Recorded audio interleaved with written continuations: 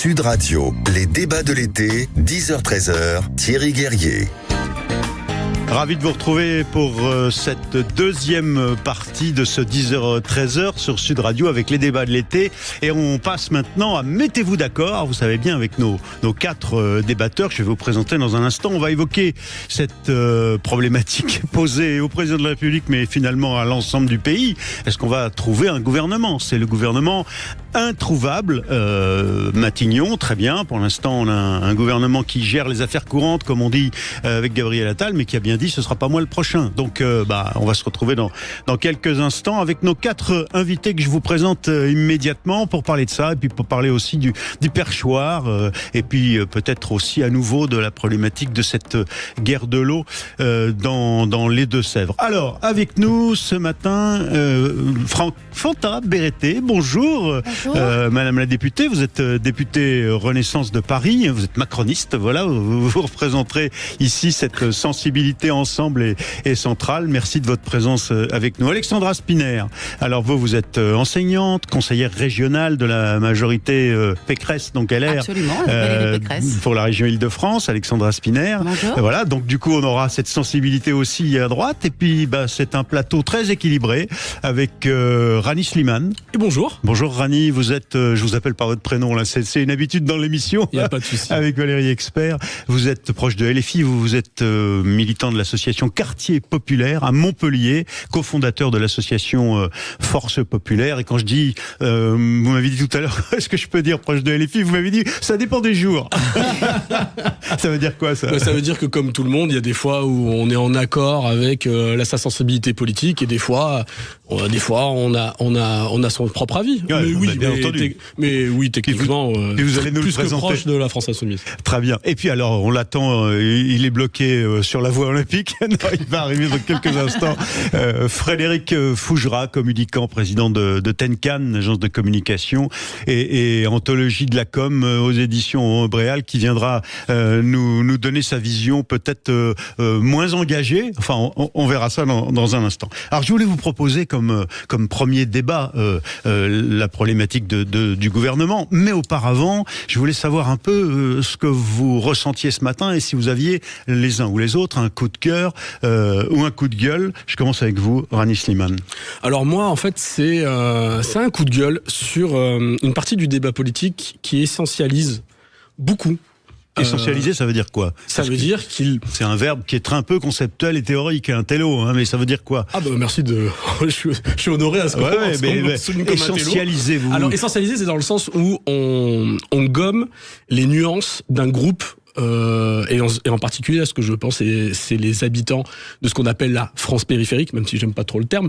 Quoi, les banlieues, les cités, les quartiers difficiles ? Au contraire, les villages, les sous-préfectures, tout ça. La ruralité plutôt, enfin éloignées des centres-villes. Les ruralités, et voilà, c'est justement les ruralités. Et en fait, on essaye d'expliquer que justement, voilà, dans les banlieues, les gens votent de telle manière, sont de telle manière et sont tous homogènes. Et on fait la même chose maintenant avec les gens qui vivent dans les villages, dans les sous-préfectures, en expliquant qu'ils sont tous d'afro-fascistes, qu'ils votent tous Front National. Et moi, je suis très surpris et très déçu du niveau d'analyse politique qu'on a à la télévision et sur certaines radios sur ce genre de clivage. Or, quand on regarde avec une loupe et qu'on regarde plus précisément ce qui se passe, on voit effectivement que dans ces bassins de population, il y a des populations très diverses, avec des avis très divers. Je veux prendre un exemple. Contre qui votre coup de gueule ? Parce que, c'est normal que on cherche dans l'analyse, souvent, les politologues, les sondeurs essayent de décortiquer les postures et les choix. Mais ils ne le font pas, ils décortiquent pas, justement. C'est ça le problème, c'est ça que je reproche. Par exemple, hier, dans le Figaro... Excusez-moi, dans le Figaro, hier, il y avait... de le faire. Quand vous expliquez que les électeurs du Rassemblement national sont d'affreux fascistes, vous faites vous-même ce que vous étiez en train de dénoncer. J'étais en train de dire le contraire. Ah non, vous venez de dire ça. Vous m'avez mal écé. Non, je vous ai très bien écouté. Je crois que Rani Slimane disait, justement, il ne faut pas qu'on les essentialise comme étant globalement d'affreux... Et puis, ils ne votent pas tout ça. Et donc, par exemple, hier, dans le Figaro, vous avez le chercheur Guy Duy qui explique qu'il y a deux France, celle des métropoles et celle, justement, de cette France rurale, en tout cas, un peu loin des centres. Et en fait, on gomme toutes les aspérités. Je vous donne un exemple concret. Dans l'Hérault, chez moi, à l'Odève, le candidat du Front Populaire, Sébastien Rome, arrive avec près de 70% des votes. Et pourtant, on est dans une sous-préfecture paupérisée. Mais qu'est-ce qui vous gêne dans la tentative d'analyse de Gilles? Parce que ça c'est pertinent ce qu'il a dit ça ne l'est pas. Sur la France ça ne l'est pas. Ce n'est pas pertinent. En tout cas, il manque comment dirais-je, il manque un focus plus profond sur, en fait, les gens ne sont pas vraiment ataviquement proches d'un vote parce qu'ils vivent dans tel ou tel endroit. Vous avez des bassins de vie ruraux qui sont extrêmement à gauche. Vous avez des coins de centre-ville qui votent très à droite. Vous le savez très bien. Donc, et surtout aussi des électeurs libres qui parfois choisissent d'un côté et qui passent d'un côté à l'autre. Et donc le souci, c'est que en ayant ce discours qui est répercuté sur toutes les ondes, sur toute la bourgeoisie intellectuelle qui répertorie ça, le problème, c'est qu'à la fin, on crée des réalités. Et c'est-à-dire qu'on conforte des gens dans des choses. À force de le dire, ça devient. Il y a une théorie de vérité qu'à force de la prononcer, elle devient. Il y a pardon, surtout Alexandra Spinner. Une spécificité de cette élection. C'est que des gens de gauche ont voté à droite, des gens de droite ont voté à gauche, que au fond, il y a on a bien vu que le moteur essentiel du second tour, c'était quand même le barrage au rassemblement. Soit pour le RN, soit hostile au RN. Le premier tour a été un référendum contre le président de la République, et le deuxième tour a été un référendum contre Monsieur Bardella. Donc en réalité, personne n'a voté. Enfin.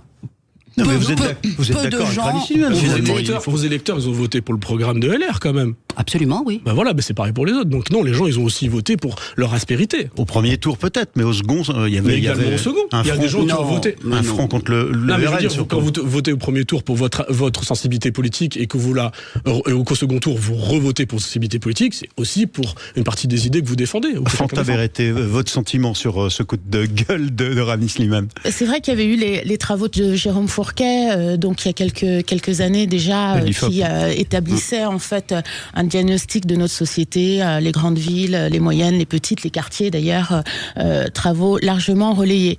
Après, moi, j'ai bientôt 50 ans. Pendant longtemps, j'ai appris à l'école que 25% des gens votaient comme leurs parents, 25% comme leur territoire, 25% par conviction, puis qu'ensuite, plus on vieillissait, plus on avait des sensibilités qui pouvaient s'écarter, qui étaient très en lien en fait finalement avec notre condition de vie. Notre vie quotidienne. Exactement. Maintenant, je pense que nous avons tous compris que nous ne pouvons pas faire et répercuter la politique comme nous l'avons connue. En fait, je pense qu'il va falloir attendre les analyses des sociologues un peu plus poussées et l'analyse des chiffres, parce que qu'est-ce que nous avons fait? Nous avons fait de la macro depuis un mois, parce qu'il a fallu passer des élections européennes, et vous l'avez dit, la manière dont les gens ont pensé, et aux élections législatives. Donc je pense que les forces vont se remettre en place. Néanmoins, je pense que les Français attendent véritablement des solutions. Effectivement, sur la question de la ruralité, il y a beaucoup d'inputs qui remontent depuis des mois sur les problématiques d'accès aux services publics, ces hôpitaux qui ferment, etc. Et c'est les problèmes communs qu'on soit de droite ou de gauche quand on est confronté à un service public qui est fermé. Je pense que nous devons travailler. La problématique des classes fermées, nous l'avons à Paris, dans le 16e, dans le 15e, mais je veux dire, il y a des solutions.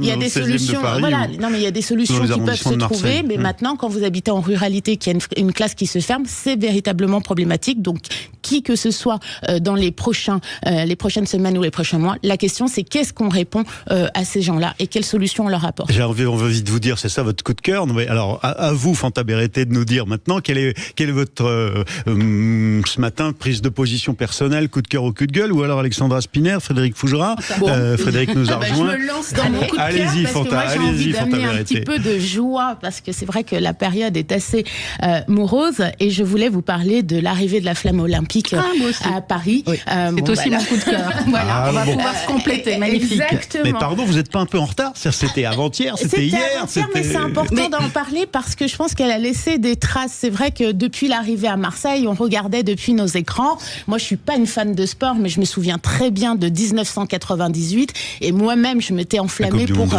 la Coupe du Monde. Et j'ai envie de vous dire que moi, j'ai vu des gens heureux tout au long du parcours. J'ai vu aussi ces croisements entre différentes populations, de l'intergénérationnel, et c'est ce qui a fait battre mon cœur, et je me suis dit, on a une soupape là, les gens sont heureux. Ça faisait des semaines qu'on entendait, voire des mois, parler de ces jeux, ce JO bashing en fait finalement, et là la flamme arrive, elle passe de quartier en quartier.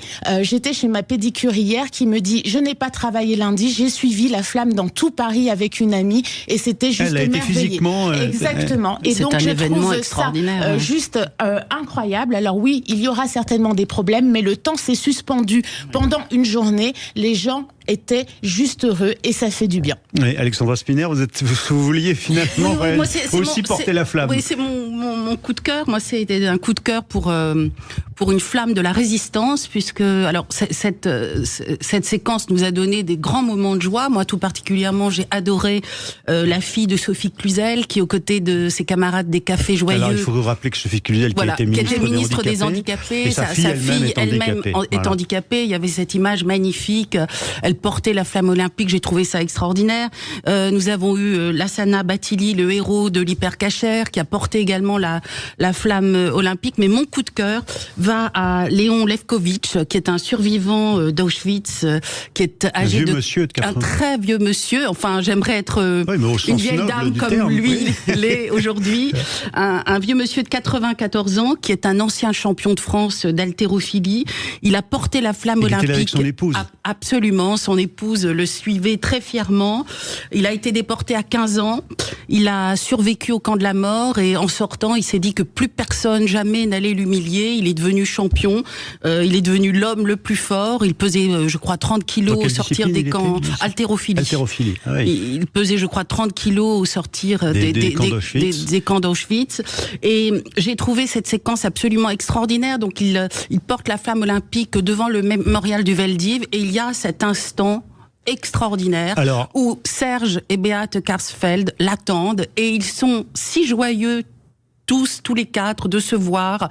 Et c'est un moment d'espérance, un moment de vie, un moment de résistance, de résilience. Et à l'heure où la communauté juive vit des moments si difficiles, des moments d'inquiétude, des moments d'angoisse, où leur existence même en France est remise en question, eh bien je trouve que c'est formidable. Oui, mais alors, d'abord, je vois la tête, parce que vous toutes les deux, là, Fanta Berete et Alexandra Spinner, vous avez le sourire, vous êtes assez réjouissantes tous les deux. Et puis je vois nos deux messieurs, Frédéric Fougera et Rani Slimane, qui vous écoutent avec une tête. Pardon, on dirait presque qu'ils font la gueule. Alors, on écoute avec attention et respect. Vous êtes d'accord? On parle de commémoration. On parle du souvenir de gens qui portent dans leur chair quand même ce qui s'est passé de pire dans notre histoire récente. J'avais pas figure à rigoler. Alors je suis un peu. Alors par contre. Alors c'est moi qui suis hypocrite. Vas-y, Rani. Je vais vous dire pourquoi je dis que je suis hypocrite, parce que je vais les mettre en colère. Parce que j'ai entendu un argument que je relaie ici pour vous porter la contradiction, mesdames. Mais c'est que c'est un peu le fourre-tout. C'est une occasion de mettre tout le monde et n'importe quoi, les associations, les machins dans un côté, la communauté une telle qui se réapproprie l'affaire, et puis la communauté de l'autre, LGBT. Personne ne se réapproprie. Qu'est-ce que vous venez de nous dire, la communauté juive par exemple? Est-ce que c'est pas une façon de se réapproprier? Je vous ai parlé de la fille de Sophie Cluzel. Tous ensemble. Non, mais c'est justement tous ensemble. Mais justement, c'est ça qui était extraordinaire. Vous avez compris, c'est de la provoque. J'ai bien compris. Mais moi, je ne cesse ici de défendre les Jeux Olympiques, parce que je trouve que c'est un événement tout à fait exceptionnel, que je suis heureuse en tant que conseillère régionale que ce soit. À ceux qui disent cette histoire de la flamme, c'est une façon de détourner l'attention de la réalité. Pas du tout. Au contraire, la flamme a cheminé dans Paris et elle a porté des symboles différents. Elle a traversé des quartiers différents. Par contre, il faut dire un certain nombre de choses. Moi, je suis fan de sport. Vraiment fan de sport. Ne me regarde pas. Allez-y, Rani. Je suis fan de sport. Et je peux pas faire l'impasse quand même sur ce qui est devenu les Jeux Olympiques. Je parle pas spécialement des Jeux Olympiques qui a lieu en France, de Paris.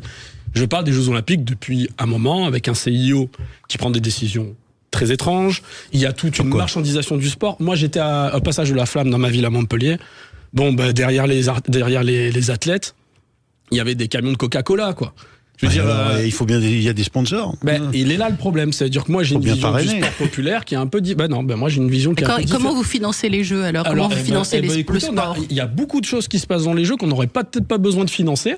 Je parle notamment de tout l'aspect logistique assez important de tout ça, de toute cette pollution vous savez, je vais vous dire un truc.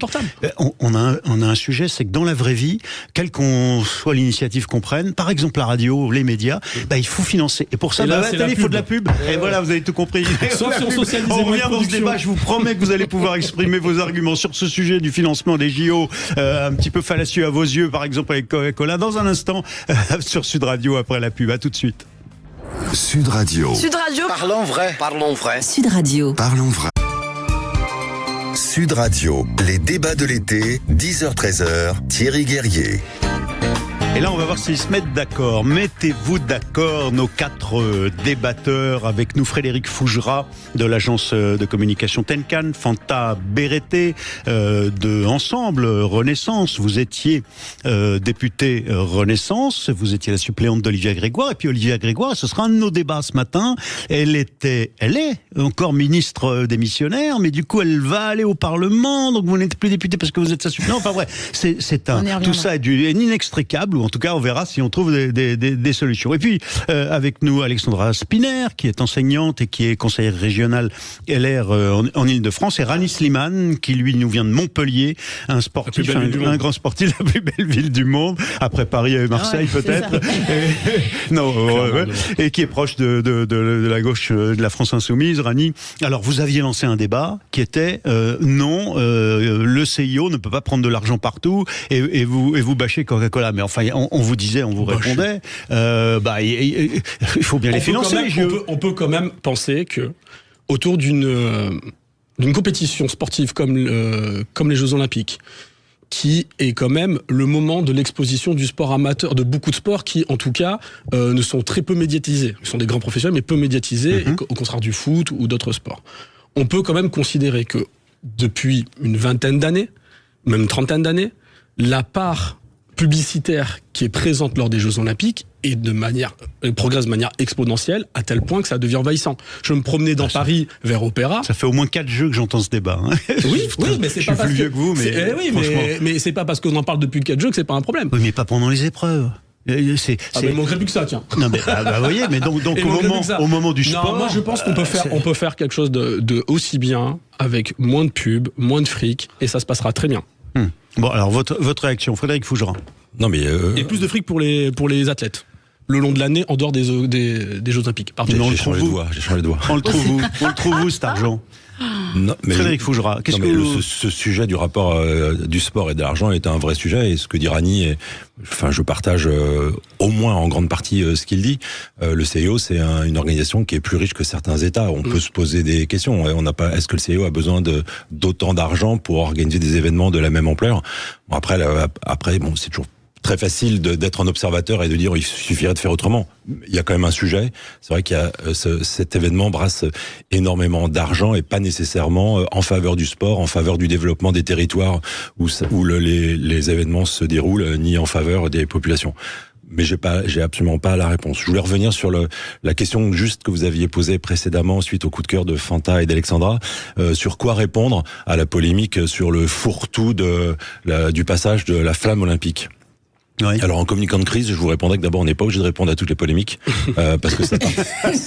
Je vais vous répondre, mais je vous réponds pas. Il est formidable, Frédéric Fougera. J'adore les communicants. Parfois le silence est appréciable. Non, mais ça participe à les alimenter et en faire un sujet. Alors est-ce que c'est réellement un sujet? Je pense qu'on s'en fout complètement, mais il faut bien apporter des sujets. Moi, ce que je voulais dire, on l'a déjà évoqué ici la semaine dernière, c'est que exceptionnellement, pour une fois n'est pas coutume, eh bien Paris le week-end dernier a ressemblé au reste de la France, parce que toute la France, la France s'est emportée, a été joyeuse, a été fière de ce passage de la flamme olympique dont on n'a quasiment pas parlé, en tout cas pas dans la presse nationale, beaucoup dans la presse régionale. Et là, Paris a vécu au même rythme, son cœur a battu au même rythme que le reste de la France. Voilà, Paris c'est pas la France, mais quand Paris fait partie de la France, c'est sympa aussi. Donc moi j'ai pas envie de parler de polémique, j'ai envie de me réjouir comme les dames de ce plateau. Je ravale ma question, d'accord. Non, mais c'était une question provocatrice, donc elle était faite pour faire réagir. Oui, pour être bâché. Mais vous avez raison de me bâcher dans ces cas-là. On fait le job. Bon, mais enfin, la flamme, pardon, mais il y a eu Marseille, c'était magnifique cette arrivée, évidemment, avec le voilier, et puis ensuite, derrière, il y a eu d'autres villes dont on a parlé malgré tout. Il y a eu un petit truc entre-temps, ça s'appelle la dissolution. Et tout le monde a pris acte du fait, ne serait-ce qu'en se mobilisant et en allant aux urnes, que c'était un énorme enjeu pour le pays, quoi, non? On est bien d'accord. Ça explique un peu que ça a été mis un peu de côté. Complètement, mais c'était pas nécessairement un monosujet. Et puis il va y avoir le dernier acte d'allumage de la flamme qui, je pense, on va en parler, va faire la une de toute la presse. Le soir de l'ouverture et de la cérémonie. Vivement la cérémonie d'ouverture des Jeux. Fanta Vérité. Là-dessus, moi complètement en phase.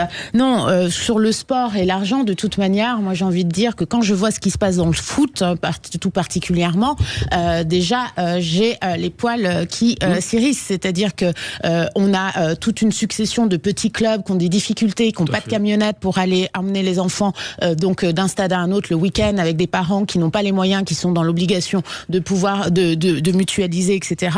Et puis à côté, on a ces astronomique pour voir finalement 22 mecs taper dans un bout de cuir. Donc moi, à partir de là, au défi, excusez-moi, il y a le foot féminin, ça existe aussi et ça marche bien d'ailleurs. Il y a la question des filles qui ne sont pas payées à la même hauteur. Il y a certains pays qui commencent à innover là-dessus. Donc il y a une vraie question. Le fait que nos enfants ne puissent pas accéder aux matchs de la Ligue 1 sans avoir un abonnement privé, etc., avec des contrats mirobolants, c'est un sujet. Encore une fois, je n'aime pas le... Mais vous faites quoi? C'est-à-dire que bon, Kylian est parti, ok, il est parti en Espagne, donc on ne peut plus rattraper ces millions.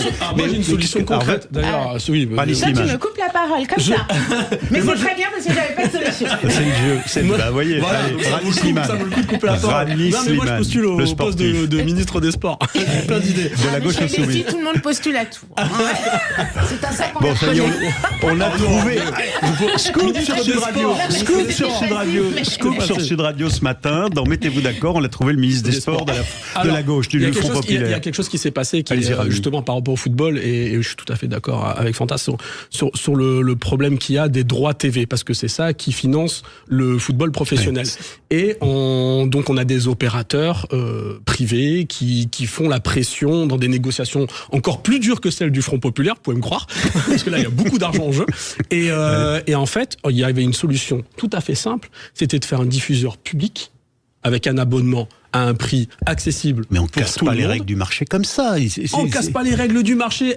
Faudrait peut-être se poser la question. Nationalisez-le, dites-le. Vous voulez nationaliser Je veux socialiser effectivement la diffusion. Les canaux audiovisuels, la diffusion sur le sport et sur le foot. Et pareil pour les clubs de foot. Vous avez en Espagne, d'ailleurs, malheureusement, les clubs espagnols s'en éloignent de plus en plus, mais vous avez notamment pour le financement des clubs, les socios, c'est-à-dire la capacité de tout le monde à adhérer à un club de foot et en être un propriétaire, actionnaire. Il y a plein d'autres manières d'envisager le financement du sport. Il n'y a pas besoin d'ailleurs de casser les règles de l'économie, je ne sais pas quoi. Il y a juste à regarder ce qui s'est fait par le passé. Mais pourquoi il n'y a dans ce cas-là pas un vrai grand club de football de Ligue 1 en France qui soit une coopérative? Ça n'existe pas. C'est ce que je suis en train de dire. Mais le truc, c'est la question, c'est pourquoi il n'y en a pas?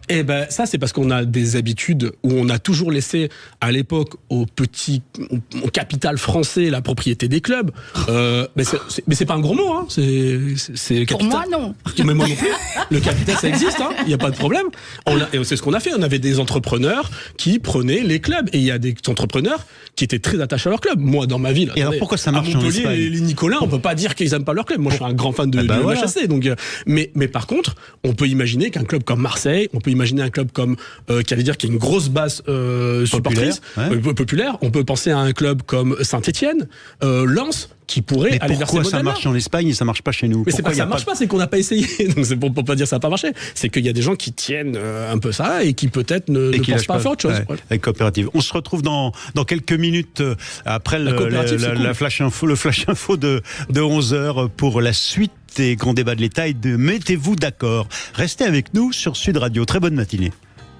Sud Radio. Sud Radio. Parlons vrai. Parlons vrai. Sud Radio. Parlons. Sud Radio, les débats de l'été, 10h-13h, Thierry Guerrier. Et c'est reparti pour Mettez-vous d'accord avec nos invités.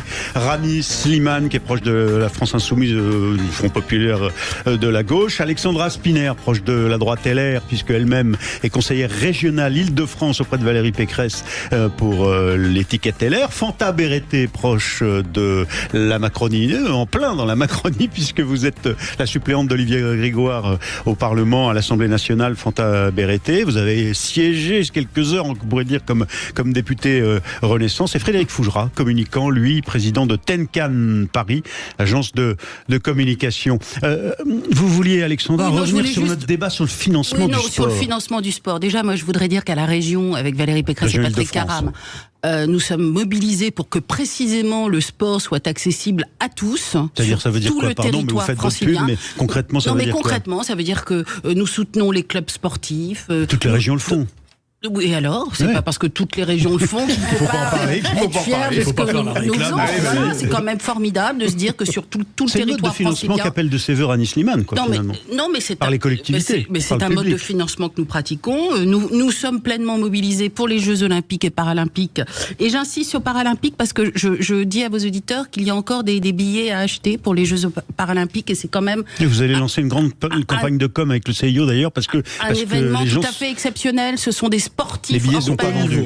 Et c'est quand même, ce sont des sportifs de haut niveau qu'il faut soutenir, qu'il faut aller encourager, qu'il faut aller applaudir. Et j'encourage vraiment l'achat des billets. Et donc nous sommes pleinement mobilisés pour ces Jeux que nous finançons. Et l'Île-de-France est bonne dans quoi, par exemple? Les chances de médaille que pourraient donner des sportifs issus de l'Île-de-France, c'est quoi? Écoutez, on a des tas de sportifs tout à fait exceptionnels dans tous les sports.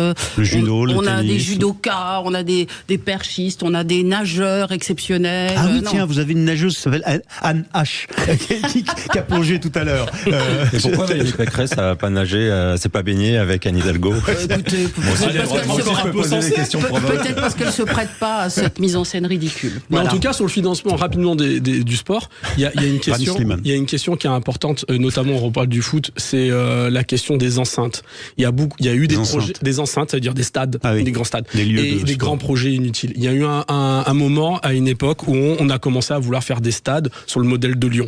Et par exemple, nous à Montpellier, il y a eu l'idée de faire un nouveau stade en dehors de son quartier de la Paillade, là où il y a le stade populaire actuel, pour le mettre au fin fond dans un endroit improbable près d'une autoroute. Et tout ça, en fait, on se rend compte qu'économiquement, déjà écologiquement, j'en parle même pas, économiquement, c'est plus viable. Donc il y a aussi la question de réinvestir les enceintes existantes, les rénover et les laisser notamment là où elles sont, c'est-à-dire souvent dans des endroits où on en a besoin, comme à Montpellier, à la Paillade. Moins de nouveaux bétons, parce que c'est un vrai sujet pour le climat. C'est un vrai sujet, vraiment. Et rénovation plutôt. Oui, tout à fait. D'accord. Alors, Frédéric Fougera. Et juste un petit complément d'information, parce que j'ai vu un reportage magnifique hier soir, je crois que c'était sur France 2, mais peu importe. Et quand on dit qu'il est magnifique, il vaut mieux trouver le média. Non, mais... le service public, très beau reportage. Il me semble-t-il c'était sur France 2. Oui. C'était un historique des Jeux Olympiques, et notamment le fait qu'en 1960, la France était revenue avec 0 médaille, c'était la honte absolue, et c'est là où le général de Gaulle a décidé finalement de lancer de très très grands chantiers pour avoir parce que infrastructure égale outils des stades, des pistes, de créer l'INSEP, et c'est à partir de cette catastrophe de médailles olympiques des années 60 non reçues que finalement notre politique française d'aujourd'hui et de sport aussi pour tous et sur tout le territoire a débuté. INSEP, Institut national des études sportives, qui est basé à Vincennes et qui est basé à Paris 12e, dans le bois de Vincennes, exact, mais qui est un lieu magnifique au fond aujourd'hui où on a de très grands experts de physiologie, de nutrition notamment, et puis bien sûr du sport tout simplement, des entraîneurs, et ça c'est un organisme public. Alors revenons Frédéric Fougera, alors à votre tour, le dernier de nos 4 débatteurs ce matin, à votre propre coup de cœur, ou coup de gueule, je ne sais pas. Alors c'est un coup de gueule, mais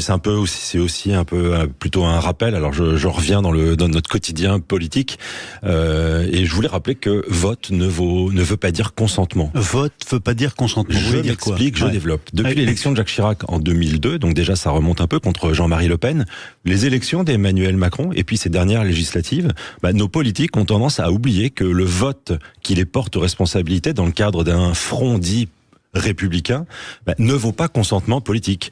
Quand certains déclarent qu'ils ne doivent pas trahir leurs électeurs et appliquer leur programme, tout leur programme et rien que leur programme, justement, ils trahissent leurs électeurs parce qu'ils confondent leurs partisans du premier tour, plus ou moins minoritaires, assez minoritaires en réalité, avec leurs électeurs du second tour, qui leur donnent, eux, un mandat de député, mais pas un contre le RN, mais pas pour leur programme. C'est ça, un programme, voilà, qui n'approuve pas nécessairement. Des gens de droite votent à gauche, et des gens de gauche votent à droite, et ça peut aller dans tous les sens. Mais pourquoi vous dites ça? Parce que je dis ça parce qu'on parle beaucoup de la question du consentement dans notre société, mais le consentement, il devrait être au menu, pas à la carte.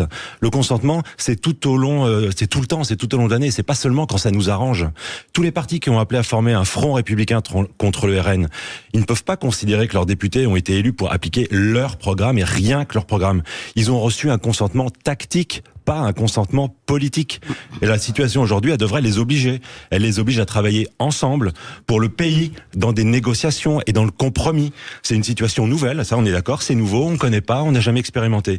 Mais c'est très salutaire pour la démocratie, je trouve. C'est carrément... Et ça existe dans beaucoup de démocraties apaisées. Donc nos politiques, pour être à la hauteur, mais devraient considérer qu'un non au RN, c'est pas un oui, c'est pas un consentement. Ouais, on dirait carrément un pavé dans la mare de la gauche du Nouveau Front Populaire. Mais non, parce que ça s'adresse à tous les échiquiers politiques. C'est surtout ceux-là qui n'est pas concerné par notre tribune. C'est surtout ceux-là qui ont dit. Non, pardon. Non, c'est faux. C'est surtout ceux-là qui ont dit il faut appliquer notre programme, donnez-nous un Premier ministre. C'est d'abord c'est faux. C'est faux. C'est totalement faux. Rani Slimane et Fanta Beretta. Attends, si tu me permets juste une chose, au lendemain, pour montrer que c'est bien tout échiquier, au lendemain de l'élection, Monsieur Rotaillot est venu sur les plateaux en disant nous, on ne touchera pas à nos valeurs, on ne touchera pas à notre programme, c'est notre programme. Oui, mais il n'a pas prétendu avoir Matignon, si vous voulez. Non, ceux qui disent depuis le début, c'est montrer notre état d'esprit républicain, il est quand même très boutiqué et on n'est pas très ouvert sur les autres. Il y a un moment, il faut aussi voir différemment. Il y a quelque chose, c'est que déjà, moi, oui, dans le sens où je comprends l'intervention de Frédéric sur le fait que ça touche tous les partis, c'est pas pour que la gauche, et c'est vrai. Par contre, je m'inscris en faux avec ce que tu dis, dans le sens où je trouve l'argument assez byzantin. Il y a des mouvements politiques. Et là, on va parler vraiment de tous les mouvements politiques. C'est négatif, byzantin. C'est considéré comme le lieu d'un pouvoir compliqué dans notre histoire. Là, on crevait les yeux. Moi, j'aime beaucoup l'argument. Là, on crevait les yeux de ceux qui n'étaient pas encore avec l'empereur. On crevait les yeux. C'est ce qui se passait. Bon, Frédéric, vous avez des lunettes qui vont vous protéger. Donc, alors, vas-y. Du coup, Rani.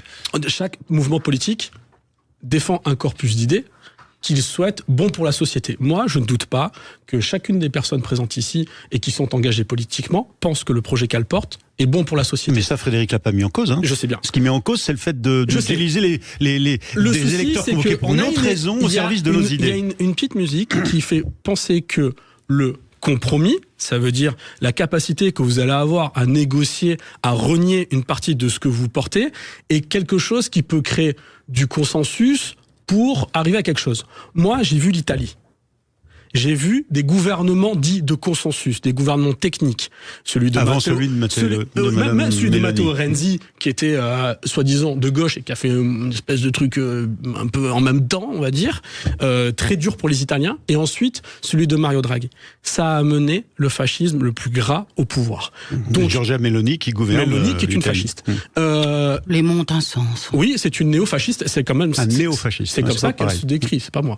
Donc du coup, la chose qu'il y a, c'est que si vous allez, et peu importe le mouvement politique, à rebrousse-poil de ce qui est une cohérence de propositions qui crée des effets de levier, et bon, en fait, on va créer quelque chose, c'est-à-dire du rien, et du rien surgit le pire. Mais Rani, quand on discute, il faut bien mettre de l'eau dans son vin. On peut pas imposer toutes ces idées à soi, dire c'est moi, que Fanta Beretta. Alors, moi, je trouve que l'analyse de Frédéric est parfaite. Et je faisais partie des gens qui, il y a 10 jours, suivaient de près Marine Tondelier, ce qu'elle pouvait dire, etc. Parce que je me disais... Leader on va peut-être trouver une voie de passage là-dessus. Et au fur et à mesure finalement que les heures sont passées, elle s'est complètement durcie et enfermée sur les axes du programme du nouveau Front populaire, en prenant en otage tout le monde, tous ceux qui avaient voté. Moi, je connais tout un tas de personnes qui ont fait le choix du nouveau Front populaire, mais qui sont très loin des idées normalement, mais parce qu'ils ne voulaient pas du Rassemblement national. Absolument. Et quand elle dit, c'est notre programme, rien que notre programme, si vous voulez la cantine gratuite à la rentrée, si vous voulez qu'on impose tout de suite les sociétés, etc., etc., en fait, il n'y a plus de plateforme commune, il n'y a plus d'axe de négociation pour les autres partis. Et évidemment que les macronistes et d'autres ne vont pas les rejoindre là-dessus. Donc effectivement, je pense que le vote ne vaut pas adhésion, surtout que en tout cas, le nombre de députés NFP ne représente que 31% des députés dans l'hémicycle. C'était le nombre d'électeurs, surtout 31%, 34% pour le Rassemblement national, et la deuxième force politique, c'est le nouveau Front populaire, en effet. Vous savez ce qu'on va faire ? On va financer l'audiovisuel, on va financer notre radio, on va faire un peu de pub, et on se retrouve après. C'est Mettez-vous d'accord. À tout de suite, restez avec nous. Vous êtes sur Sud Radio. Sud Radio. Sud Radio. Parlons vrai. Parlons vrai. Sud Radio. Parlons vrai. Sud Radio, les débats de l'été, 10h-13h, Thierry Guerrier. Et je rigole parce que dans ce Mettez-vous d'accord, parfois c'est assez vert, on va dire, les échanges, mais ça c'est un peu de ma faute, pendant qu'on est en coulisses. Alors, mettez-vous d'accord ou pas sur un gouvernement. Bon, ici, on a déjà trouvé le ministre des Sports, vous avez vu, Rani Slimane, si c'est le Front populaire, le nouveau Front populaire qui prend le pouvoir. Moi, je voudrais vous solliciter et vous proposer pour ça le travail de nos confrères Libération, le journal Libération, et puis le Parisien aujourd'hui en France, qu'on trouve tous les deux dans tout le pays. Il y a ces deux titres. C'est pas un journal de droite, c'est pas le Figaro, c'est pas l'Opinion ce matin qui titre, tenez-vous bien, Nouveau Front populaire, avec une belle photo là de la Maison de l'Amérique latine, Nouveau Front populaire, Matignon pour les nuls. C'est pas moi qui le dis, c'est pas la droite qui le dit, c'est la gauche là, c'est le genre. Et puis alors à côté, on a tout simplement le Parisien aujourd'hui en France qui finalement relaie la désespérance d'un certain nombre d'électeurs de gauche, la politique du chaos de LFI. Et puis alors je vous propose ce matin. Tout partisan le truc. Le Parisien. Vous trouvez ça pas bien? Le Parisien. Aujourd'hui en France. Écoutez, je vais vous donner. Très bien. Écoutez, vous savez, Fonta Berete, il y a quelques instants, évoquait Marine Tondelier, la chef de file d'Europe Écologie Les Verts, qui se dit désespérée. Écoutez ce que Thomas Porte de LFI, député France Insoumise, disait ce matin, là, il y a quelques minutes, sur Sud Radio, chez Benjamin Glaise, quand Benjamin Glaise lui évoque la désespérance de Marine Tondelier. Coup de gueule ce matin de la patronne des écologistes, Marine Tondelier, sur France 2. Elle dit « Je suis en colère, écœurée, fatiguée, j'en ai marre et je suis désolée du spectacle qu'on donne aux Français ». Comment réagissez-vous ? Écoutez, elle a qu'à s'adresser au Parti Socialiste qui aujourd'hui bloque les discussions. Thomas. Ouais, c'est pas moi, c'est lui. C'est pas moi, c'est lui. C'est pas moi, c'est elle. Non, mais écoutez, ce qui serait peut-être pas mal aussi, c'est de rappeler que 75% des Français n'ont pas voté pour le nouveau Front populaire. On oublie de le dire quand même. Et que donc, il n'y a aucune proposition politique qui a véritablement suscité l'espérance des Français. Quand même, il faut le dire. Enfin, je veux dire, et je me réjouis que tout le monde comprenne que LFI n'est pas un parti de gouvernement et que ce serait évidemment Jean-Luc Mélenchon a été ministre sous Jospin. C'est un ministre. Arrêtez de dire qu'il n'est pas capable de gouverner. Oui, mais sauf que lui n'est pas élu et que c'est pas lui qui serait le Premier ministre. LFI n'est pas un parti de gouvernement. Non, LFI n'est pas un parti de gouvernement. LFI n'est pas un parti dans l'arc. Ils ne font pas partie de l'arc républicain. Mais ça veut rien dire l'arc républicain, madame. Ça veut rien dire. Mais non, ça veut dire. Non, ça s'appelle un anathème. Ça s'appelle un anathème. On va pas être d'accord. S'il vous plaît. Alors pourquoi on a fait un front républicain avec notamment des candidats de la France Insoumise pour dire tout de suite après qu'ils ne sont pas dans l'arc républicain? Vous êtes d'un sophisme mais incroyable. Très bien, mais vous êtes formidable aussi pour ne pas répondre à la question. La question c'était Thomas Porte, Rani Slimane. Thomas Porte, on vient de l'entendre ce matin quand on lui dit, Marine Tondelier lui dit, je suis désespéré parce que vous bloquez la discussion, vous, les gens de la France Insoumise. Il répond, mais non, allez regarder, c'est pas moi, c'est l'autre, c'est Olivier Faure, demandez-lui pourquoi il bloque. Enfin, c'est quoi? Alors qu'il y a un nom proposé par les socialistes, Europe Écologie Les Verts et le Parti communiste de Laurence Tubiana, qui est une femme compétente, elle-même choisie par le président de la République pour la Convention citoyenne. Oui, d'accord, mais très bien. Et alors du coup, non mais tout est bloqué. La question, c'est le blocage. C'est pas moi qui bloque, c'est l'autre. Vous répondez quoi à ça, moi, vous qui êtes proche de LFI? En fait, tout à l'heure, on parlait d'autres pays, et c'est vrai que la culture parlementaire chez nos voisins européens est beaucoup plus développée. Prendre du temps pour se mettre d'accord sur un gouvernement, moi, honnêtement, ça me choque pas. Moi, ce qui me choque, par contre, c'est la volonté de certains... bloqué. Non, attendez, moi, ce qui me choque vraiment, c'est la volonté de certains au Parti socialiste, notamment, de vouloir renier une partie du programme, pour moi, qui est très cher, qui est la question de la hausse des salaires. Vivre dignement de son travail, pour moi, et je pense qu'on sera tous d'accord avec ça. Mais le PS est d'accord pour les 1600 €. Ouh, je sais pas. Ils ont commencé à parler de renier notamment Madame Tubiana, qui avait signé une tribune dans Le Monde en disant qu'il fallait revenir sur une partie du programme. Moi, depuis 7 ans, j'entends beaucoup la Macronie et la droite parler de la valeur travail. Ok, on peut en parler. Moi, ce que je veux parler, c'est la valeur du travail. Moi, je vis dans un endroit où les gens n'arrivent pas à vivre de leur travail. Et ça, pour moi, c'est la priorité. Donc oui, moi, je suis de ceux qui pensent, et vraiment qui l'assument, qu'il faut augmenter les salaires. Et donc, du coup, ne pas revenir sur ces parties de programme qui sont importants. On a passé... Il y a des questions qui sont très importantes sur l'accumulation de la richesse de certains. Le vrai sujet, c'est que Jean-Luc Mélenchon ne veut pas que son parti gouverne, un peu comme le RN. C'est faux. Moi, je vous garantis qu'il veut gouverner. Ça, c'est un truc qu'on peut lui faire confiance. Fanta Berrettè. Et bien sûr que Jean-Luc Mélenchon ne veut pas gouverner. En fait, ça fait 10 jours qu'on est dans un Dallas version 2024. Alors, je ne sais pas quel rôle il pourrait avoir. Qui est JR, qui est Joc, qui est Pamela, etc. Mais c'est quand même incroyable. C'est-à-dire que en plus, on accuse les macronistes. Alors, on a un président qui doit-il appeler finalement Faure, Mélenchon, Tondelier, ou les candidats Kinder Surprise qui sortent dans les médias tout au long de la journée. Berger, ce sera Laurence Tubiana. Non, mais voilà, c'est fatigant. Jean-Luc Mélenchon ne veut que le chaos. De toute manière, il s'est exprimé, nous le savons tous, on ne va pas faire semblant de ne pas le savoir. Ce qu'il veut, c'est cette 6e République. Il l'a été effectivement donc pas le chaos, au pouvoir. Non, mais en fait, pour y arriver. Donc, moi, je trouve ça fatigant. C'est-à-dire qu'en fait, c'est lui, sinon rien, et il sait très bien qu'il ne passera pas, qu'on ne pourra pas le laisser passer. Les choses sont claires. Donc, il faut qu'il se mette au travail avec les autres, et que sur le programme, moi je suis d'accord sur la valeur travail. Mais non, la valeur du travail. La valeur du travail. Merci. Mais cette proposition à 1600 €, elle a été tirée par tous les économistes, tous les politiques, etc. Non mais attendez, à 1600 €, moi quand je me balade dans le 15e arrondissement et que j'en parle aux petites entreprises, parce que jusqu'à présent ce sont les plus petites entreprises qui font vivre et qui portent ça, les boulangers, les artisans, etc. ne sont pas. C'est très compliqué. Donc en fait, je pense que c'est pas la caisse de péréquation. Oui, expliquez-le. Non mais par honnêteté intellectuelle. Je l'ai bien en tête. Il faudra que les entrepreneurs empruntent pour pouvoir financer les salaires. C'est-à-dire que les grandes entreprises qui font des surmarges, on va les taxer pour financer les petites. Non, moi je reste en France, c'est chez moi, j'ai pas besoin d'aller au Mexique. Frédéric Fougera.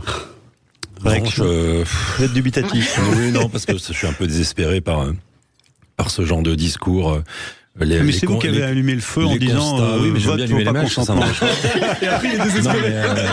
Les constats ou les priorités sont faciles à déterminer, mais c'est pas des solutions. C'est toujours facile de dire qu'il y en a d'autres qui peuvent payer. C'est loin d'être si simple que ça. Oui, un petit commerçant, un artisan, non, il peut pas. Qui a plaisir à ne pas payer ses salariés ou ses collaborateurs? Non, on est sur le fond des salaires. Vous avez raison. Et alors il y a un comble, c'est que finalement ceux qui ont proposé à payer aussi bas en France. Vous vous rendez compte dans la le comble, Rani Slimane, c'est que vous récusez à LFI, vous récusez Laurence Tubiana, mais le comble, c'est que Gabriel Attal dit, moi je serais plutôt pour une convention des salaires, une réunion, une conférence des salaires, et donc en fait non, mais politiquement on voit bien mais dans le marketing, on politique, on voit bien qu'aujourd'hui tous les rôles et toutes les étiquettes sont mélangées. Alors je vous propose un autre sujet, par exemple, la droite, elle de son côté, et essaye d'organiser, on l'a vu, on en a parlé hier, une coalition. Et là, il y a un nom qui émerge, ce serait celui de Xavier Bertrand, qui pourrait être un recours pour le président, pour essayer d'être la passerelle entre les LR, le groupe central d'Ensemble et Renaissance. Vous accepteriez Xavier Bertrand comme Premier ministre? Il émerge ou c'est lui qui fait émerger son nom? Il y a de C'est ça, une question importante. Il semblerait qu'il le fasse bien émerger. Alors bon, me voilà relais de Xavier Bertrand. Pardon, mais aux dernières nouvelles, il était candidat à la présidence de la République. Je ne sais pas, mais en tout cas... Il est président de la région Hauts-de-France. Oui, président de la région Hauts-de-France, absolument. Écoutez, de toute façon, attendons. Vous savez, avant l'élection du Perchoir... Ah oui, avant l'élection Perchoir. Avant tout demain, ce qu'on dit, finalement, n'a pas... Voilà, tout peut changer, tout candidat peut émerger. C'est pas sérieux, vous pas. Rien, on sent que vous soutenez pas Xavier Bertrand. Non, pas du tout. LR que vous êtes, Fanta Berete, vous accepteriez Xavier Bertrand comme Premier ministre d'une coalition dans laquelle figurerait aussi Ensemble? Comme Alexandra, je pense qu'il faut attendre cette élection maintenant. On va être obligé, ce que veulent les Français, c'est qu'on fasse un pas vers l'autre et qu'on soit en capacité, quelque part, de pouvoir proposer une plateforme de programme qui puisse nous accompagner au cours des prochaines semaines et des prochains mois. Il y a entre le mois d'octobre et le mois de décembre prochain, on va quand même voter le budget. Donc, en fait, on arrive directement donc à la rentrée sur les textes importants. Donc, il faut trouver une solution qui permette à un gouvernement de pouvoir passer les budgets parce que dépendent... Sinon, c'est la hausse des taux qui nous prête plus. Exactement. Donc, là-dedans, il faut être cohérent. Donc je pense que chacun, en fait, on s'est amusés tous pendant 10 jours. C'est drôle peut-être pour la presse, peut-être pour un certain nombre d'acteurs. Mais là, effectivement, on parlait du bonheur de la flamme, mais le vrai bonheur, je pense, à venir, c'est celui de sortir le pays de ce désastre institutionnel, de cette période très difficile et de pouvoir poser les choses de façon à pouvoir être en mesure d'avancer. Si je comprends bien, je traduis par rapport à la question qui était Xavier Bertrand ou pas, vous dites pourquoi pas, en tout cas on discute. Il faut discuter. Rani Slimane, vous dire un mot avant la pub. Je veux revenir à ce qu'on s'est dit. Vous voyez, moi, je vous trouve très patiente, là, parler de patience pour tout ce qui est des négociations, pour des gens éventuellement à droite. À gauche, je vous trouve très, très encline à vouloir un nom assez rapidement. Je trouve que c'est un peu étrange, ce deux poids, deux mesures. Mais surtout, ce que je pense que les Français attendent, le blocage institutionnel, je pense qu'effectivement, ça donne pas une bonne image. On est d'accord sur ça. Mais moi, je reviens sur la vie des gens, des vrais gens, ceux qui n'arrivent pas à finir leur fin de mois. Il faut absolument s'en occuper. J'espère qu'au prochain budget, effectivement, il y a des choses qui vont bouger. Et je le rappelle, d'ailleurs, pour la hausse des salaires, ça passe par décret, ça passe pas par le Parlement. Et notamment, il y a une chose qu'on pourrait faire pour les petites PME, parce que vous en parliez. Moi, j'ai été entrepreneur, donc je connais assez bien le sujet. Effectivement, on est taxé, quand on est un petit entrepreneur, beaucoup plus que les grandes entreprises. Il y a un vrai travail sur la fiscalité qui n'a pas été fait pendant 7 ans, où on a gavé les grandes entreprises et on a tué les petits. Complètement faux. À tout de suite, on reprend le débat. Ça s'appelle Mettez-vous d'accord avec nous. Vous êtes sur Sud Radio. À tout de suite. Sud Radio. Sud Radio. Parlons vrai. Parlons vrai. Sud Radio. Parlons vrai. Sud Radio, les débats de l'été, 10h-13h, Thierry Guerrier. Et la question qui était posée à nos 4 débatteurs ce matin était est-ce que vous allez vous mettre d'accord sur au moins identifier qui bloque, par exemple à gauche, pour essayer de pouvoir fournir une proposition de nom pour Matignon au président de la République. Eh bien, avec nous Frédéric Fougera, communicant, Fanta Berete, d'Ensemble, qui est la suppléante d'Olivier Grégoire à l'Assemblée nationale pour le groupe macroniste, Alexandra Spiner, qui est donc conseillère régionale LR d'Île-de-France, et Rani Slimane, proche de la France Insoumise et qui a travaillé à la commission des finances de l'Assemblée nationale. Pour un député, pas comme député, mais pour un député. Oui, mais c'est dire que vous connaissez certains des rouages. Et on avait des discussions. Alors la question, c'est quand on vous dit que la France Insoumise bloque, vous refusez ça et vous dites que c'est un titre partisan. Alexandra Spiner, vous voulez réagir? Oui, non, ce que je voudrais quand même dire, c'est qu'on parle de faire une politique de gauche dans un pays qui a majoritairement voté à droite. Pardon de le rappeler. Et que donc... si vous ajoutez RN et tout le bloc central. Madame Spiner, je considère que le Front National et LR, vous montez ce doute de l'idée, de mon esprit, ce n'est pas la même chose. Vous êtes un parti républicain. Non, mais je suis la première à dire que ça n'est pas la même chose. Mais c'est pas le sujet. Mais globalement, ça fait 60% la France a voté à droite. Et moi, puisqu'on parle de chiffres, j'aimerais quand même vous rappeler des chiffres qui sont importants. On est à 5% de déficit. Dans le micro, 5% de déficit dans le micro. Ouais, et 3 000 milliards de dettes, ça, ce sont des vrais sujets. Tout le reste, c'est de la littérature. Donc maintenant, il faut se mettre au travail. Il faut reconnaître une fois pour toutes qu'aucun parti politique n'a gagné ces élections. Voilà, et que attendons maintenant. Oui, parce que pour la contradiction qu'essaye de porter Ramini Slimane sur au moins un point qu'on peut tous partager, c'est que même si vous agrégez les voix du RN d'un côté et du bloc central et de la droite par ailleurs, certes ça fait 60% et donc d'une sensibilité qui pourrait être plutôt à droite, il n'empêche que le pays a bien montré que le troisième tiers, si j'ose dire, le RN, il n'en veut pas. Absolument. Mais donc comment vous pouvez gouverner ensemble? Vous pouvez pas les associer totalement du point de vue de la gestion du pays. Non, mais ce que je dis, c'est qu'il nous faut une politique de droite. Voilà. Et que de toute façon, le Rassemblement national, sur le plan économique, n'a pas une politique de droite, donc le sujet est complètement. Voilà. Oui, mais alors ce que LFI, notamment, mais le nouveau Front Populaire essaye de démontrer, c'est que puisque c'est le premier groupe en nombre de députés arrivé à l'Assemblée nationale après les législatives, c'est à lui, potentiellement, de gouverner. C'est Frédéric Fougera. Mais Thierry, on verra demain, avec l'élection au perchoir à la présidence de l'Assemblée nationale, si c'est le premier groupe. Parce que c'est peut-être ça l'information la plus importante et celle qui devrait nous préoccuper. Parce que ça va vraiment, demain, on va voir quel est le paysage politique et la représentation nationale à l'Assemblée. Je sais pas si le nouveau Front Populaire a désigné finalement son candidat unique depuis qu'on a commencé cette émission. Mais ce matin, sur une chaîne de télé ce matin, Marine Tondelier disait que c'était absolument pas le cas, et sur la même chaîne sur une autre chaîne au même instant, Sandrine Rousseau disait avec un petit sourire cynique qu'il était bien sûr désigné. Donc qui bluffe, qui ment, quelle est la réalité? Qui va voter de façon unie ou pas du tout unie pour ce on peut se poser la même question dans la Macronie pour ce candidat? Mais je me pose des questions. Je me pose des questions pour tout le monde, mais je n'apporte pas de réponse et je prétends pas en apporter. Je dis que c'est demain ce vote et le président ou la présidente de l'Assemblée nationale demain peut être issu du Rassemblement national.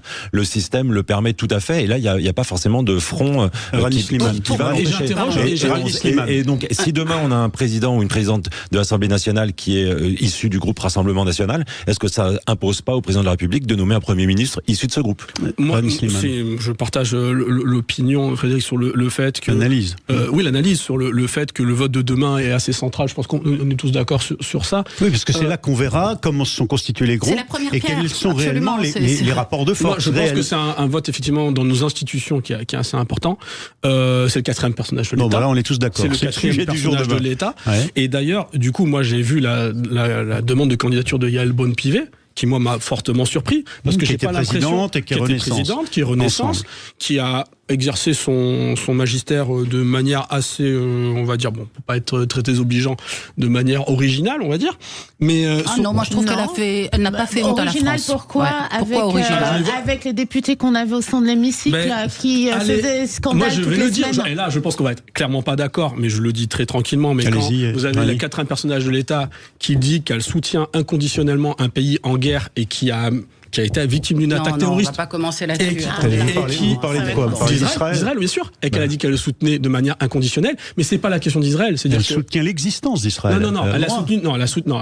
Elle défendait le fait qu'Israël puisse se défendre de manière inconditionnelle. Mais nous le soutenons tous, j'espère ici, non ? Sauf quand on arrive à 35 000 morts. Oui. Sauf vous. Quand il y a 35 000 morts et un bombardement hier à Khan Younes qui tue des civils, oui, je suis contre. Vous savez, c'est la guerre, Vous êtes contre ? C'est la guerre. Contre, madame ? Non, mais c'est ridicule. D'accord. Écoutez, la pluie, ça mouille et la mort, c'est triste. C'est ça votre raisonnement ? Exactement. Et les massacres de civils, c'est C'est pour ça qu'on n'a pas envie que vous soyez au pouvoir. Vous avez réussi à réintroduire le débat sur c'est leur obsession, c'est leur obsession. Justement, pour vous expliquer que c'est pas mon obsession, c'est que la quatrième personne de l'État ne peut pas soutenir un pays étranger de manière inconditionnelle, quel qu'il soit, parce que un autre pays, et c'est pas forcément Israël, peut avoir des intérêts qui divergent, et ça aurait été pareil pour n'importe quel autre pays. Non, attendez, vous avez une obsession mortifère et antisémite. Ensuite, vous proposez toujours pas de nom, c'est-à-dire que le Front Populaire, Yann Rani, il y a rien pour l'instant, il y a 5 noms différents qui sont proposés. Et ensuite, il y a un souci, c'est qu'elle a quand même, et c'est deux confrères à vous qui... Vous parlez de Yael Braun-Pivet, mais oui, vous répondez pas. C'est qui votre candidat? Mais je termine. Et il y a deux de vos confrères qui ont quand même mis à jour qu'elle négocie avec le Front National pour être élu justement au perchoir. Moi, ça me pose, et je sais que ça a choqué beaucoup de gens dans la majorité, et à juste titre. Et donc du coup, je pense que elle a démenti toute négociation. Elle a démenti. Ça fait déjà 48 heures qu'elle démente. Et vos deux confrères, eux, maintiennent. Alors attendez. Moi j'aimerais simplement dire. Allez-y, Alexandra Spinner. Que pour l'instant, la gauche, on comprend bien que leur coalition ne fonctionnera pas, puisque ce qui les réunit, au fond, c'est l'appétit du pouvoir. Voilà, c'est tout ce qui les réunit. Ça, vous l'avez déjà dit, mais sur le perchoir. Mais sur le perchoir, c'est très simple. Moi, je pense qu'il y a 2 candidats. Tiens, je fais le pari. Il y a Annie Genevard, qui est évidemment ma candidate. C'est une femme, une parlementaire qui a fait ses preuves, expérimentée, qui est une femme tout à fait, qui ferait honneur à la France après ce désastre, le spectacle désastreux qu'on donne. Et Monsieur de Courson, qui lui aussi qui est un parlementaire tout à fait respectable. Mais ce qu'il faut rappeler quand même, c'est que toute coalition sera minoritaire et que, pardon de le rappeler, mais dans l'ancienne législature, c'était déjà le cas, puisque Renaissance n'était pas majoritaire, puisque Madame Borne a cessé de faire appel au 49.3. Donc nous n'aurons pas un parti majoritaire. Alors, dans les noms, demain, on aura une photographie politique quand même à l'Assemblée nationale avec l'élection notamment de la et la constitution des groupes aussi. Mais alors, la constitution des groupes. Moi, j'ai une demande, Rani, en vous écoutant, Rani Slimane, si vous passez pas déjà par pertes et profits l'idée d'avoir un de vos candidats au perchoir, parce que vous nous avez cité aucun nom là. C'est pas une façon un peu malgré vous, je fais pas de la psychanalyse à bon compte, mais vous nous avez cité aucun nom. C'est-à-dire que là, il y a toujours pas de nom venant de la gauche. C'est-à-dire qu'au fond, vous savez déjà que vous avez perdu. Quoi. Mais moi, ce que j'ai vu, c'est que... Non, mais vous citez-nous un nom. Alors non, mais il y a une demande. Tout à l'heure, il y avait une demande de compromis, de consensus. Alors, moi, ce que j'ai vu, c'est que vous avez un nom qui sort du Front Populaire. Ce que j'ai entendu, c'est que la France Insoumise avait dit que, par exemple, elle ne faisait pas un préalable, le fait que ça soit issu de ses rangs, que le président de l'Assemblée nationale soit issu de ses rangs. Non, mais le préalable de Jean-Luc Mélenchon, c'était trop. Mettons-nous d'accord sur un nom. C'est quoi le nom? Ah bah moi je sais pas, je suis pas dans les négociations, faut pas me demander. Mais moi ce que je sais, c'est qu'en tout cas, Annie Genevard, on est tous d'accord. Plutôt de Courson alors. Magnifique tour de passe-passe de l'air. Fanta Berreté. Non, on n'a toujours pas de nom. Il y a Yael Braun-Pivet. Moi je pensais que quand on était à la commission des finances, on avait une oreille attentive à des petits bruits de couloir. Moi ce que je sais, c'est que moi, je n'ai pas en ne fréquentant pas les politiques. Puisque Rani Slimane nous a parlé, Rani Slimane nous a parlé de Yael Braun-Pivet, je voudrais citer 2 noms de gens qui se sont ralliés. Sacha Houlier, qui se veut macroniste indépendantiste et qui sort du... Et Jean-Louis Bourlange, ancien député centriste, reconnu de droite à gauche comme un personnage qui a... Président de la commission des affaires étrangères. Qui était président et qui a travaillé un travail considérable. Il ne s'est pas représenté cette fois-ci. Ces 2-là soutiennent Yael Braun-Pivet. Fanta Berreté, votre opinion, ce sera elle? Je ne sais pas si ce sera elle. Elle a déposé sa candidature et les députés Renaissance, en tout cas, ont fait ce choix-là. Donc maintenant, il va y avoir d'ultimes discussions. Je voudrais revenir sur Madame Genevard parce que j'ai eu le plaisir de travailler avec elle pendant 2 ans dans le cadre d'un groupe de travail. Effectivement, une belle personnalité et qui s'y connaît vraiment en finance. Et je pense que même Rani Slimane l'a souligné. Il y a un point important. Un point important là-dessus. Ensuite, concernant de Courson, écoutez, moi, c'est pour moi, nouvelle génération politique, c'est comme Mélenchon, quoi. C'est-à-dire que c'est des gens qui sont là depuis des décennies. Le vieux bashing, c'est le vieux bashing. Vous quittez le studio. Ils sont là depuis des décennies. Quand on dit oui, ils disent non. Quand on est pour, ils sont contre, etc., etc. Ça, c'est autre chose, mais c'est pas leur âge. Ils n'apportent rien. Moi, je ne suis pas sûre. Monsieur de Courson n'apporte rien. Non. Bah, écoutez, en tout cas, il nous a pas rendu service à certains moments et il a joué son propre calendrier, alors que moi, initialement, c'est vrai que quand vous arrivez à l'Assemblée nationale, il y a un cordon autour de Monsieur de Courson, c'est-à-dire qu'il y a le respect de l'institution envers ce député qui est quasiment à 30 ans de mandat, qui a sa place bien déterminée au restaurant de l'Assemblée, etc., etc. Tout ça. Maintenant, sur un certain nombre de sujets, je pense qu'il n'a pas rendu service à l'hémicycle, à l'ensemble des députés, et qu'il a joué son propre calendrier. Donc, alors, juste une question. Il a défendu ses convictions. Je ne suis pas toujours d'accord avec lui, mais il a défendu ses convictions. Moi, c'est clairement pas mes convictions. Mais c'est un vrai républicain.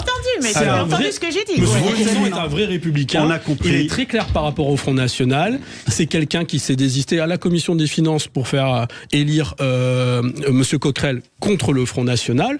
Donc moi, c'est quelqu'un qui coche des cases du républicanisme et du Front républicain que vous appelez de votre vœu tout à l'heure. Au-delà du perchoir, j'ai une question à vous poser.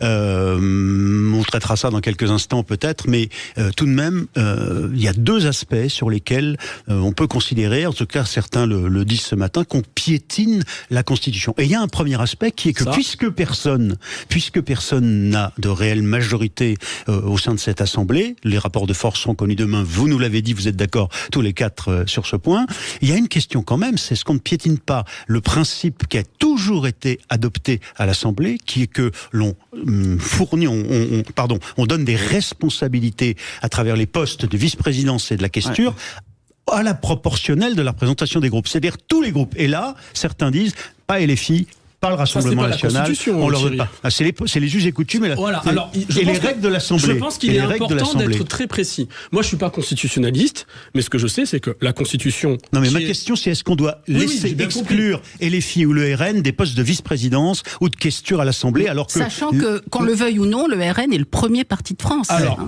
moi, ce que j'étais en train d'expliquer, c'est qu'il y a la Constitution. Et la Constitution... Et puis il y a les règles de l'Assemblée. C'est les us et coutumes et les règles de l'Assemblée. Républicains.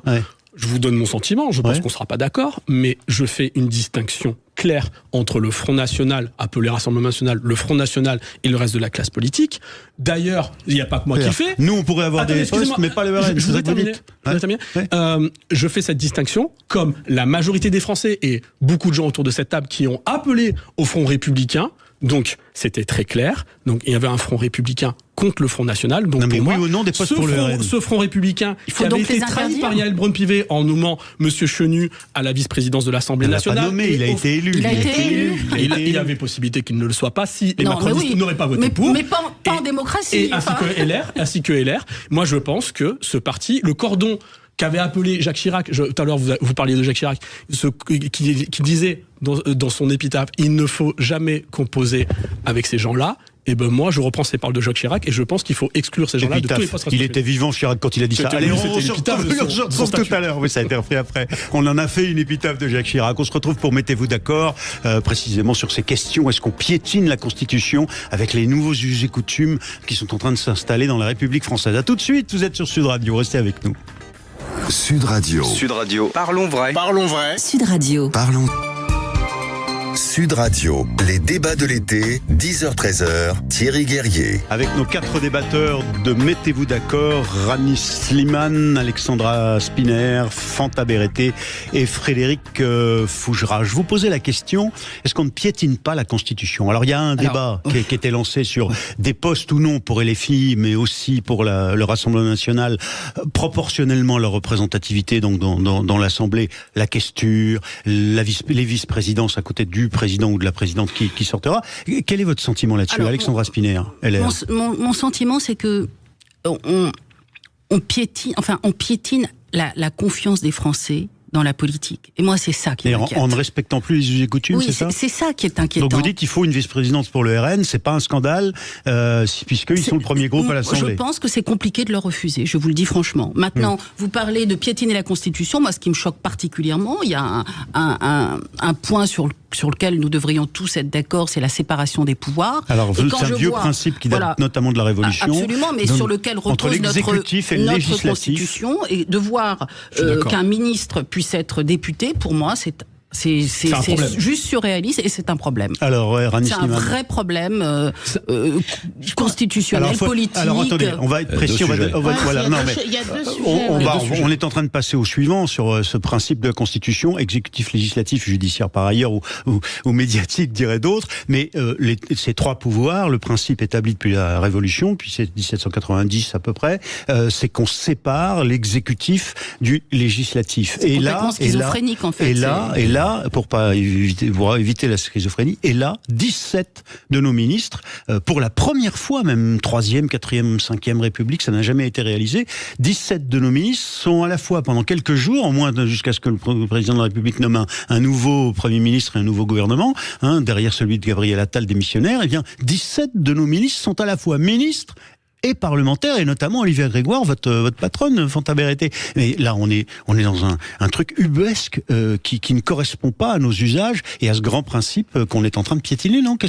C'est votre sentiment ou... En fait, pour moi, les mots sont importants, et à piétiner la Constitution, les filles, par exemple, on a beaucoup parlé concernant les 49.3 successifs, concernant le budget, donc en plus technique qui est utilisée dans toutes les collectivités. C'est une technique démocratique. Exactement. Absolument. Et la semaine dernière, j'ai quand même entendu à plusieurs reprises un certain nombre de membres de l'EFI dire on passera par décret, on passera par 49.3. Bon. On va défaire par le 49.3 ce qui a été fait par le 49.3. Ça, c'est le premier point. Concernant maintenant les 17 ministres, encore une fois, si jamais on ne pouvait pas le faire, même si effectivement c'est une coutume. Il suffit qu'ils votent pas, c'est tout. Donc on ferait autrement. Aujourd'hui, on ne peut pas. Et le gouvernement est démissionnaire et a la liste des choses qu'il peut faire et pas faire. Il n'y a pas de décision politique. Non, mais le sujet, c'est que pendant ce temps-là, ils votent en même temps, ils signent des décrets. Qui vont être prises. Les affaires courantes sont expédiées. On a besoin, et Gabriel Attal est intervenu hier et a expliqué le champ d'intervention du gouvernement, qui est quand même assez faible. La question, c'est la continuité de nos services publics et les questions de sécurité. C'est pas de ça dont on parle, Fanta. C'est l'idée que les mêmes sont à l'Assemblée, ils vont voter pour un groupe. Ils vont voter, effectivement, pour notamment élire. Ils vont pas voter sur des textes, ils vont pas voter sur des textes budgétaires, ils ne vont pas voter sur une énième loi concernant ils vont voter pour la ligne quotidienne, effectivement, qui se donnera. Et le rapport de force au sein de l'Assemblée. À l'Assemblée nationale. Et moi, ça ne me choque pas, parce qu'en fait, si jamais nous ne pouvions pas le faire, encore une fois, donc ça ne se ferait pas. Donc en fait, effectivement, dans le contexte actuel politique dans lequel nous sommes, d'ailleurs depuis des années, eh bien, on innove à chaque fois et on va chercher certains recours. La réponse de Renaissance et d'ensemble, c'est innovation politique, évolution de la culture politique que vous appeliez de vos voeux aussi, Frédéric. Alors, là, on est sur une question de constitutionnalité. Je ne suis pas un constitutionnaliste, c'est comme ça qu'on dit. Mais en revanche, tous lire la Constitution, on a le droit. En revanche, j'en écoute et j'en vois beaucoup défiler sur les plateaux télé. Il n'y en a pas un seul dit que ça pose un problème de constitution. Ah si, il y en a quand même. J'en ai vu aucun, avec une explication qui est très simple, mais ça a été en partie évoqué par Fanta, c'est que les ministres qui sont en sursis ne peuvent s'occuper que des affaires courantes. Et les affaires courantes, c'est pas on ne parle pas du travail au gouvernement, on parle du fait qu'ils votent par ailleurs. Excusez-moi Thierry, les affaires courantes, je pense que c'est important de dire que c'est pas un mot comme ça, c'est pas une invention, c'est quelque chose de très cadré. C'est-à-dire que les ministres démissionnaires n'ont plus le droit de faire un grand nombre de choses et ont obligation de gérer quelques affaires minimum qui sont appelées affaires courantes. Oui, mais qui sont en même temps des électeurs, enfin des gens qui votent au sein de l'Assemblée. Il s'agit juste de l'organisation du fonctionnement de l'Assemblée nationale. Ensuite, ça engage pas du tout davantage le pays. Donc franchement, ils ne cumulent pas leurs indemnités. Ça, c'est important. Je sais pas, mais à côté de ça, c'est pas plus mal. C'est quand même important de le dire. Frédéric, dernière chose, quand même sur le sujet, mais sur ce qui était évoqué avant et sur les usages et coutumes à l'Assemblée nationale, est-ce qu'elles doivent évoluer ou pas évoluer? Moi, j'irais dans le sens d'Alexandra. Notamment sur le fait que j'ai l'impression que ce sont les mêmes qui ne cessent de dire qu'il faudrait passer à des scrutins proportionnels pour une meilleure représentation du pays dans les instances politiques, et c'est les mêmes qui, une fois que la représentation est là, il faudrait en interdire une partie. Ça me paraît pas logique. Alors après, on n'est pas forcément satisfait du résultat de l'élection, mais une fois que l'élection elle est acquise, enfin si on est des démocrates, on la respecte. Alors il y a quelque chose par contre, moi j'entends que tous les constitutionnalistes sont pas d'accord. Comme on n'est pas constitutionnaliste, je vais pas me prêter quelque chose que je n'ai pas. C'est vrai qu'il y a les deux écoles. Il y a deux écoles. Par contre, il y a une chose qui est sûre, c'est que ceux qui font la loi ne peuvent pas les mettre en œuvre. C'est ça qu'on appelle la séparation des pouvoirs, pour que tout le monde comprenne. Mais là, l'argument, c'est qu'ils ne font pas la loi, en fait. Là, ça ne sera pas le cas. C'est pas le cas. Pour que bien comprennent. Il y a aussi des symboles. Pour bien que les gens comprennent, c'est que ceux qui font les lois ne peuvent pas être en position de ceux qui les mettent en œuvre. C'est pour que tout le monde comprenne c'est quoi bien la séparation des pouvoirs. Donc vous dites, en fait, on piétinerait si jamais on en arrivait à ça, au moment même où ils feront la loi. Non, mais là, ça sera pas possible. Devrait être député cet après-midi, aller siéger et voter il y a le mois. Parce que la ministre Grégoire, qui a été réélue donc députée, est encore ministre, et normalement, c'est à elle de s'exprimer. Il y a des choses qui ont été faites, c'est pas été un coup ou une espèce de coutume. Ça a été fait pour bien symboliser aussi la séparation des pouvoirs. Ouais, je pense que cette innovation, comme vous l'appelez, moi que j'appelle ça une hérésie républicaine, est problématique parce qu'elle donne à voir que dans certains moments, à certains, selon le contexte, on pourrait imaginer on est souple avec les principes. Voilà, on pourrait imaginer que ceux qui font les lois, ce sont qui les mettent en œuvre. Moi, sur ça, c'est l'étape de la loi. Je ne rigole pas avec ça. Il faut séparer les pouvoirs judiciaires, législatifs, C'est quand même, exécutifs. pardon, je fais un peu de